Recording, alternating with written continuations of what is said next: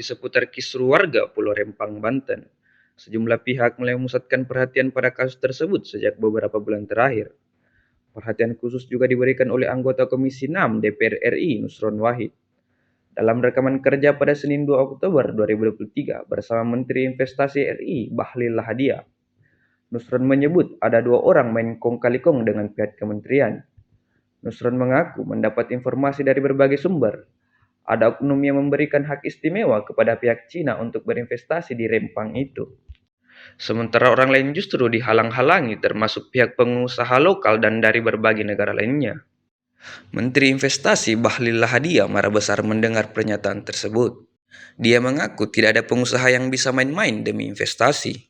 Bahlil yang mendengar hal itu pun menantang Nusron Wahid. Dia meminta Nusron untuk menunjukkan siapa sosok yang berani bermain-main di belakangnya.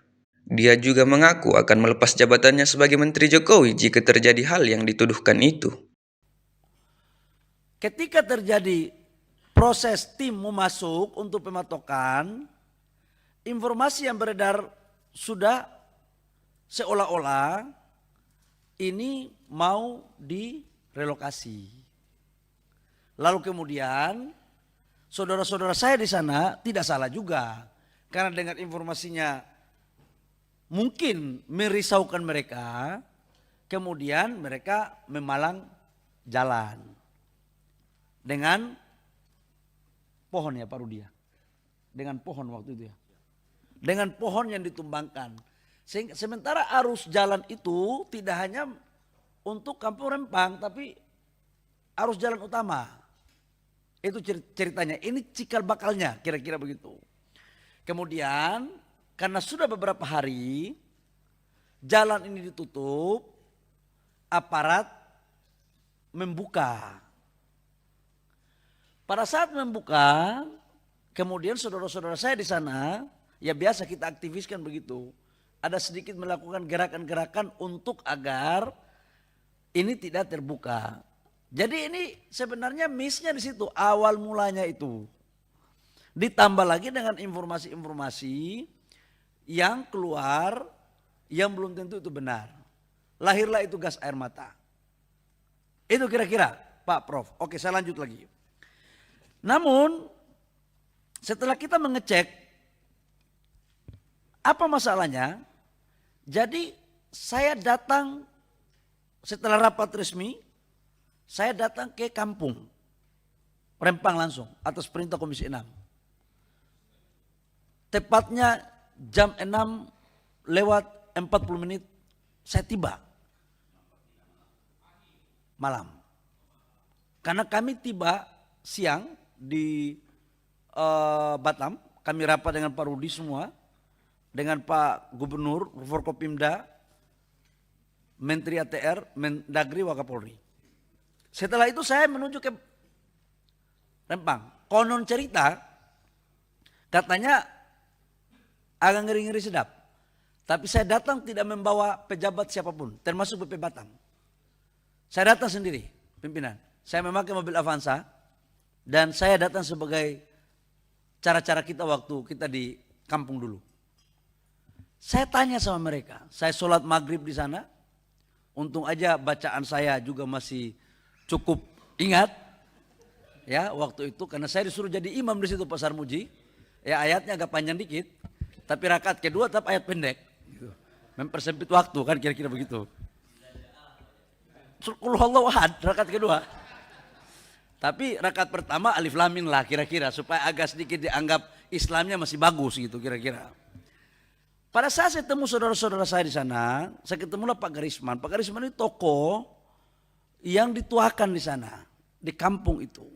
Yang sering keluar di media ataupun di TV yang Bapak Ibu semua udah nonton. Saya ngobrol dari hati ke hati dengan bapak saya, dengan beberapa orang tua. Ternyata Pak Ketua, saya juga terenyuh. Jadi saya ke sana itu bukan hanya sebagai seorang menteri, tapi 30% mereka itu campurannya campuran Sulawesi. Jadi keluarga kita di sana itu Pak Garisman sendiri sampaikan. Jadi Pak Garisman sendiri itu kata dia 25-30% darah yang mengalir itu ada dari Sulawesinya. Awak terhanyut lagi kan itu. Kita ini, saya bilang kita ini punya moyang dari Sulawesi juga, jadi moyang yang sama lah kira-kira. Dan saya bilang begitu beliau mengatakan secara kekeluargaan, saya bilang Pak Garisman, malam ini saya datang bukan sebagai seorang menteri. Tapi saya datang sebagai seorang anak kepada orang tua. Saya mohon untuk ceritakan apa yang sesungguhnya terjadi dan apa yang menjadi aspirasi bapak-bapak. Diskusi saya berlanjut dari jam 7 sampai dengan jam setengah 11 malam. Apa permintaan mereka ketua, bapak ibu semua? Yang pertama mereka tidak menolak investasi. Mereka sampai mengatakan kiamat 5 kali pun Rempang ini nggak jalan kalau tidak ada investasi. Jadi mereka welcome dan saya bangga dengan mereka. Saya senang mendengar itu. Yang kedua, tapi juga hargai kami. Masyarakat Melayu, kampung ini. Karena kami sudah turun-temurun. Benar juga mereka ini. Nggak ada yang salahnya di situ ngomongnya. Yang ketiga, pimpinan, mereka nggak pingin untuk direlokasi ke Galang. Mereka maunya waktu itu adalah kalau bisa di kampung yang masih di Rempang. Karena kami bukan orang Galang, kami orang Rempang. Yang keempat, hak-hak ini seperti apa? Ini permintaan mereka. Yang kelima adalah investasi ini jangan hanya rakyat yang jadi pekerja, tapi juga ikut mengambil bagian sebagai objek dan subjek daripada investasi itu. Jadi mungkin mereka bisa menjadi pengusahanya, kontraktornya, suppliernya. Yang berikut mereka kalau digeser tidak boleh menghilangkan mata pencarian mereka karena mereka nelayan. Dan yang keenam adalah mereka pingin untuk kuburan-kuburan, kampung-kampung tua itu jangan diapa-apain. Itulah aspirasi itu yang terjadi malam itu. Kemudian saya karena ditunjuk oleh Bapak Presiden untuk menyelesaikan, ya saya ambil jalan tengah ketua. Saya ambil jalan tengah dan BP Batam habis itu baru saya laporkan setelah jalan tengah. Yang pertama udah kita putuskan tidak ke Galang. Kita ikuti aspirasi. Kita geser ke kampung Tanjung Banon. Itu di laut yang sama. Ini sekaligus untuk menjawab tentang mata pencarian mereka. Di laut yang sama, yang jaraknya tidak lebih dari 1 kilo. Jadi pantainya masih pantai yang sama ini barang. Kalau lewat darat, ketua, itu kurang lebih sekitar 3 kilo. Ya Pak Wali ya. Ya Pak Wali ya. Kurang lebih sekitar 3 kilo.